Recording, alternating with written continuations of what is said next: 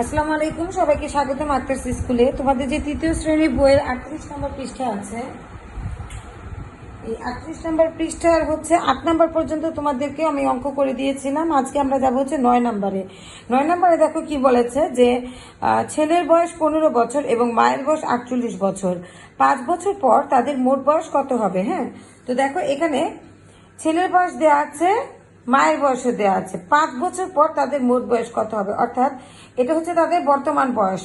তাহলে আমাদের প্রথমে বের করতে হবে ছেলের বর্তমান বয়স হচ্ছে 15 বছর, 5 বছর পর বয়সটা কত হবে সেটা আমরা বের করব।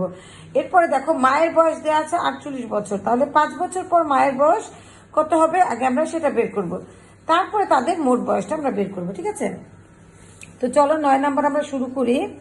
এখানে দেখো 9 নাম্বার দিচ্ছি। 9 নাম্বারে প্রথমে আমরা লিখবো যে ছেলেটা দিয়ে আমরা প্রথমে শুরু করি যে ছেলের বর্তমান বয়স, আমি লাল কালি নিয়ে নিচ্ছি। ছেলের বর্তমান বয়স,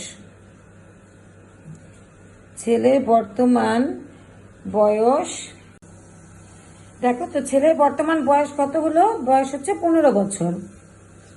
আচ্ছা, ছেলের বর্তমান বয়স 15 বছর। 5 বছর পর, 5 বছর পর ছেলের বয়স কত হবে? 5 বছর পর ছেলের বয়স হবে,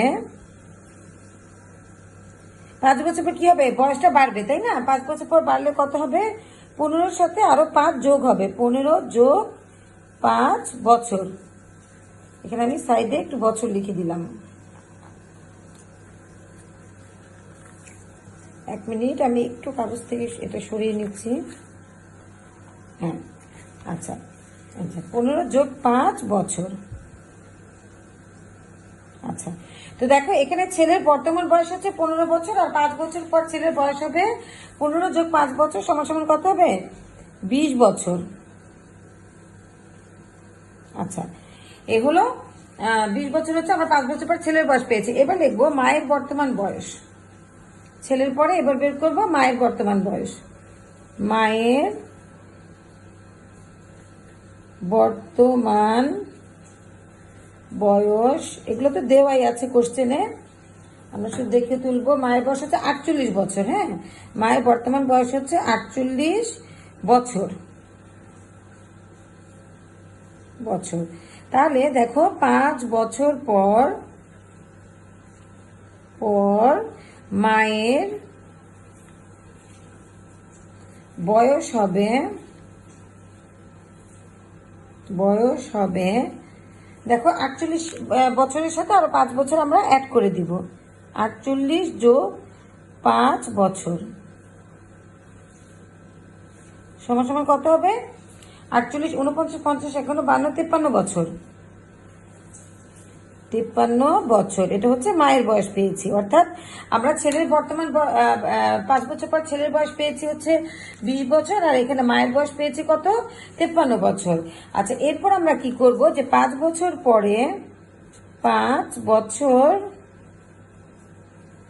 5 বছর পর ছেলের বয়স, যেহেতু আমরা যোগ করব, মোট বের করতে বলেছে যে দুইজনের বয়সটা কত, তাদের মোট বয়স কত, তাহলে 5 বছর পরে ছেলের বয়স আমার যে পেজের অপর পিঠে দেখো জেল পেন দিয়ে লিখেছি, যার কারণে এরকম দাগটা রয়ে গেছে। আচ্ছা, 5 বছর পর ছেলের বয়স কত হলো? 20 বছর। 20 বছর। আর কি মায়ের বয়স? মায়ের বয়স হচ্ছে 53 বছর। হিসেবে আমরা মায়েরটাও আগে লিখতে পারো, যেটা তোমাদের ইচ্ছা। আমি যদি ছেলেটা দিয়ে শুরু করেছি, কোশ্চেনে ছেলেটা আগে দেওয়া, সেই জন্য ওই অনুপাতে আমি আবার কি করেছি, ওই ছেলেটাই আগে লিখেছি। হ্যাঁ, আচ্ছা, তো দেখো ছেলের বয়স এত, মায়ের বয়স এত, সুতরাং মোট বয়স, দুজনের মোট বয়স চেয়েছে। যেহেতু এটাকে আমি যোগ করছি, যোগ চিহ্নটা দিয়ে দিলাম। 73 বছর, কারণ এখানে 3 থাকবে, 5 আর 2 7, 73 বছর। অর্থাৎ দেখো 5 বছর পরে মা ও ছেলে টোটাল বয়স আসবে হচ্ছে 73 বছর। তাহলে উত্তর কত হবে? উত্তর হবে 73 বছর। বছর। আচ্ছা, তো দেখো আমি আবার একটু দেখাচ্ছি। এখানে প্রথমে আমরা ছেলের বর্তমান বয়সটা লিখে 5 বছর পর ছেলের বয়স আমরা বের করেছি, 5 দিয়ে ওই বয়সটাকে যোগ করে 20 বছর এসছে। তারপরে মায়ের বর্তমান বয়স ছিল 48 বছর, এরপর 5 বছর পর মায়ের বয়স হবে 48 এর সাথে আরো 5 বছর যোগ করেছি, যোগ করে হয়েছে 53 বছর। এরপর দেখো 5 বছর পরে ছেলের বয়সটা লিখেছি এবং মায়ের বয়সটা লিখেছি, লিখে দুজনের বয়সকে যোগ করেছি, কারণ আমাদের কোশ্চেনে কিন্তু চেয়েছে যে ছেলের বয়স 15 বছর হল 15 বছর এবং মায়ের বয়স 48 বছর, 5 বছর পর তাদের মোট বয়স কত হবে, অর্থাৎ 5 বছর পর তাদের মোট বয়সটা আমরা বের করে ফেলেছি 73 বছর। এটাই হচ্ছে উত্তর 9 নম্বরের। ওকে, তো চলো এবার আমরা 10 নম্বরটা দেখবো। আমাদের 9 হয়েছে। এবার 10 নম্বরটা দেখো, গীতা অপেক্ষা সীতার 490 টাকা বেশি আছে, আবির অপেক্ষা গীতার 520 টাকা কম আছে। আবিরের কাছে 965 টাকা আছে, গীতা ও সীতার কাছে কত টাকা আছে? তো প্রশ্নটা শুনলেই তোমাদের কাছে মনে হবে যেন কত জটিল একটা অঙ্ক, তাই না? কিন্তু না, আসলে অঙ্কটা তো জটিল না। আমরা কি করব, লাইন বাই লাইন আমরা সলভ করব। তাহলে হবে কি, এটা আমাদের কাছে জটিল মনে হবে না। কোশ্চেন পড়ে পড়ে আমরা এটা সলভ করব। তো দেখো আমি এখান থেকে শুরু করলাম। এটা হচ্ছে 10 নাম্বার। আমি কালো কালিটা ব্যবহার করি যাতে তোমাদের জন্য বুঝতে সুবিধা হয়, কারণ আমি আগের ইয়েতে লাল কালি ব্যবহার করেছি। আমার মনে হচ্ছে কালো কালিটা তোমাদের জন্য বুঝতে সুবিধা হবে। হ্যাঁ, আচ্ছা, প্রথমে কি বলেছে, গীতা অপেক্ষা আমাদের বের করতে হবে গীতা আর সীতার কাছে কত টাকা আছে। গীতার টাকাও বের করতে হবে, সীতার টাকাও বের করতে হবে। আশা করি তোমাদের কাছে বইটা আছে। বইটা থাকলে তোমরা কোশ্চেনটা দেখে নিতে পারো। দেখো আবার একটু দেখিয়ে নিচ্ছি। গীতা অপেক্ষা সীতার 490 টাকা বেশি আছে, আবির অপেক্ষা গীতার এত টাকা কম আছে। এখন আবিরের আছে এত টাকা, মেন কথা তোমার একজনের টাকার কথাতে উল্লেখ থাকতে হবে, ওই লিঙ্ক ধরে আমরা সকলের টাকা বের করতে পারবো। এখানে দেখো আবিরের টাকা দেওয়া আছে 965 টাকা। আচ্ছা, এখন দেখো আবির অপেক্ষা গীতার 520 টাকা কম আছে। এটা আমরা পরে যাব, কারণ গীতা অপেক্ষা সীতার এত টাকা বেশি আছে, কারণ এখানে আমার সীতার টাকা তো নাই বা গীতার টাকা আমি জানি না, তাহলে আমি এটা দিয়ে আমার কোনো কাজ নেই। প্রথমে আমরা ক্লু বের করব কার টাকার পরিমাণ দেওয়া আছে। এখানে দেওয়া আছে আবিরের টাকার পরিমাণ দেওয়া আছে। তো আবিরের টাকা যদি হয় 965 টাকা, এই টাকা থেকে 520 টাকা কম আছে হচ্ছে গীতার। তো এই টাকাটা থেকে যদি তুমি 520 টাকাকে বিয়োগ করে বাদ দিয়ে দাও, সেই ক্ষেত্রে যেই টাকাটা তুমি পাবা সেটাই হবে তোমার গীতার টাকা। ঠিক আছে, তার মানে প্রথমে আমরা কি করব, গীতার টাকাটা বের করব আবিরের টাকার লিঙ্ক ধরে, কারণ আবিরের কাছে এত টাকা। আবিরের টাকা থেকে 520 টাকা কমালে যে টাকাটা থাকবে সেটা হবে গীতার টাকা। ওকে, তাহলে দেখো প্রথমে আমরা লিখবো যে দেওয়া আছে, বা দেওয়া আছে না লিখলেও পারো, তবে এটা দিলে সুন্দর হয়। দেওয়া আছে আবিরের আছে, আবিরের আছে কত টাকা? আবিরের আছে হচ্ছে 965 টাকা। 65 টাকা। আচ্ছা, আবিরের আছে 965 টাকা। আমরা লিখবো, যেহেতু এটা সব কোশ্চেন দেখিয়ে লিখতে পারবে, এখানে তোমাদের কিছু মুখস্থ লিখতে হবে না। হ্যাঁ, যেহেতু এখানে বলেছে যে আবির অপেক্ষা গীতার 520 টাকা কম আছে, যেহেতু আবির অপেক্ষা গীতার আবির অপেক্ষা গীতার কত টাকা কম আছে? 520 টাকা। এগুলা সব কোশ্চেন দেখে দেখে লিখবা। টাকা কম আছে, সুতরাং যেহেতু কম আছে সুতরাং গীতার আছে। হ্যাঁ, গীতার টাকাটা আমরা বের করবো। সুতরাং গীতার আছে কত টাকা? দেখো সমান সমান এই টাকাটা থেকে আমি 520 টাকা বাদ দিব। 965 বিয়োগ 520, এত টাকা সমান সমান। আচ্ছা, এখন আমরা এটাকে বিয়োগ করব। দেখো বিয়োগ করবো কিভাবে, প্রথমে 0 থেকে আমি 5 পর্যন্ত গুনবো। কত হবে? নিচে 0 আর উপরে 5 থাকলে যা আছে তাই থাকবে, 5ই থাকবে। তারপরে 2 থেকে 6 পর্যন্ত গুনবো। 2, 3, 4, 5, 6, কত হলো? 4। তারপর 5 থেকে আবার 9 পর্যন্ত গুনবো। 5, 6, 7, 8, 9, কত হলো? 4। অর্থাৎ 445 টাকা। হ্যাঁ, তাহলে এই হলো আমাদের গীতার টাকা।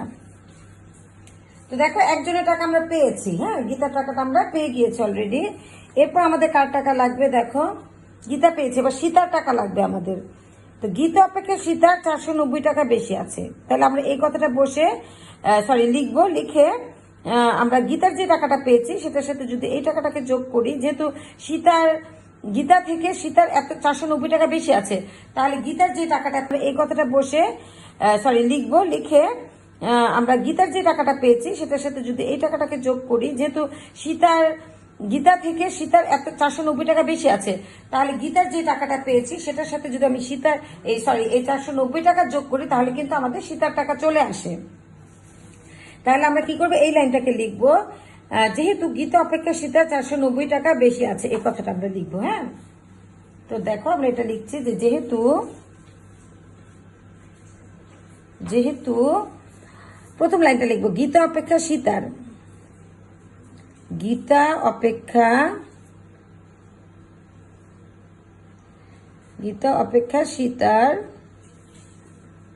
490 টাকা বেশি আছে। হ্যাঁ, যেহেতু গীতা অপেক্ষা সীতার 490 টাকা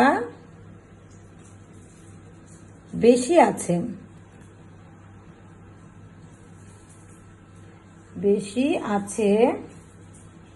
সুতরাং সীতার আছে, এবার সীতার টাকাটা চলে আসবে। সমান সমান কত টাকা দেখো, ওই যে গীতার পেয়েছে 445 টাকা না, তো 445 লিখে, যেহেতু বেশি আছে, বেশি হলে আমরা যোগ করব। হ্যাঁ, বেশি হলে যোগ করব, কম হলে ভাগ করব। তাহলে বেশি আছে, সেই জন্য এর সাথে আমি 490 টাকাকে যোগ করে দিব। যোগ করলে আমাদের সীতার টাকা চলে আসবে। আচ্ছা, এখন দেখো 0-র সাথে 5 যদি যোগ করি, এখানে হবে 5। 9-এর সাথে 4 যোগ করলে হবে 13, 3 হাতে 1, সে 1 4 4 8 আর 1 কত হবে 9, 935 টাকা। এটা আছে সীতার।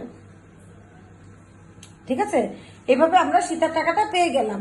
তাহলে উত্তর আমরা লিখবো, এটা আমরা পেয়েছি গীতার টাকা, এটা পেয়েছি সীতার টাকা। তারপর লিখবো, সুতরাং গীতার আছে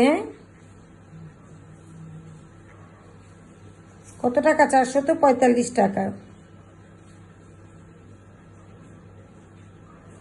টাকা ও সীতার আছে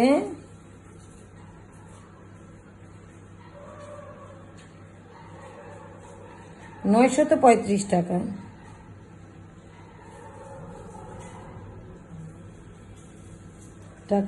ঠিক আছে, তো এটি হলো আমাদের অ্যান্সার বা উত্তর। উত্তরে এরকম দুজনেরটাই উল্লেখ করবা যে গীতার আছে এত টাকা, সীতার আছে এত টাকা। তবে এটা আবার একটু রিভিউ করে দিচ্ছি। 10 নম্বর অঙ্কটা দেখো, প্রথমে আমরা কি লিখবো, প্রশ্নটা একটু দেখিয়ে দিচ্ছি। দেখো যে গীতা অপেক্ষা সীতার 490 টাকা বেশি আছে, আবির অপেক্ষা গীতার 520 টাকা কম আছে। আবিরের কাছে 965 টাকা আছে, গীতা ও সীতার কত টাকা আছে। এখন গীতা সীতার টাকা বের করতে হলে আমাদের একজনের হিন্টস ধরতে হবে। আবিরের টাকা আছে, আবিরের আছে হচ্ছে 965 টাকা। এই টাকা থেকে 520 টাকা কম যেটা আছে সেটা হবে গীতার টাকা।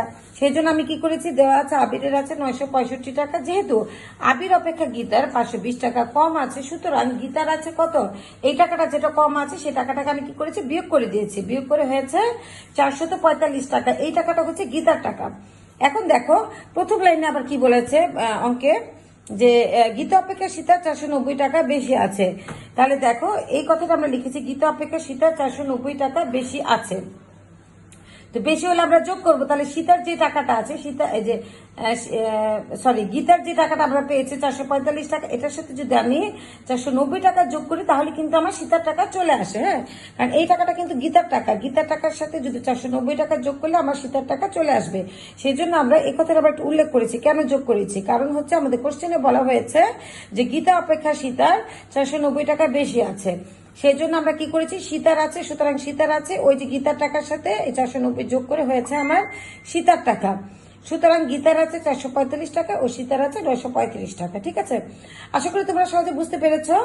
তো যারা আমার পেজ থেকে দেখছো তারা আমার পেজটাকে ফলো দিয়ে লাইক কমেন্ট শেয়ার করে দিও, এবং যারা আমার চ্যানেল থেকে দেখছো তারা আমার চ্যানেলটাকে সাবস্ক্রাইব করে দিও। ঠিক আছে, আর তোমাদের কিছু বলার থেকে তোমরা কমেন্টস করে জানাতে পারো।